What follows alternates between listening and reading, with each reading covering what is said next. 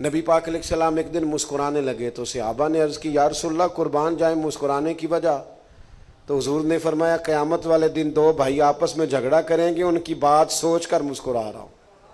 ایک کہے گا یا اللہ میرا اسے حق لے کے دے، تو اللہ فرمائے گا اس کے تو پہلے ہی بڑے حق تھے، نیکیاں تو اس کی جا چکی، اب تو کیا حق لیتا ہے؟ تو کہے گا مالک اس نے بڑا تنگ کیا، دنیا میں بڑا ستایا ہے۔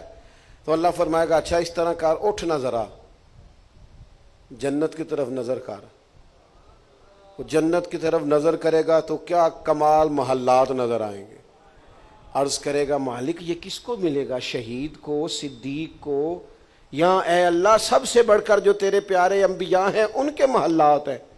اللہ فرمائے گا یہ میں نے اس کو دینا ہے جو اپنے بھائی کو معاف کر دے۔ کر دیں گے معاف آج جا کے انشاءاللہ؟ معاف کر دیں گے انشاءاللہ؟ یہ محل اس کو ملے گا جو اپنے بھائی کو آج انشاءاللہ معاف کر دے۔ دل میں جس کے لیے کوئی بات ہے اسے کوئی پوچھے جناب آپ نے معاف کیوں کر دیا؟ کہا آج جلسے پہ گیا تھا وہاں سے حدیث سن کے آیا ہوں نبی پاک کی۔ یہ محل جنت کا اسے ملے گا جو اپنے بھائی کو قربان جائیں۔ وہ فوراً عرض کرے گا مالک میں نے معاف کیا۔ تو اللہ فرمائے گا پھر اس کا ہاتھ پکڑنا جسے تو نے معاف کیا، دونوں کٹھے جنت میں داخل ہو جاؤ۔ ہما یارہ جنت ہما یارہ بہشت۔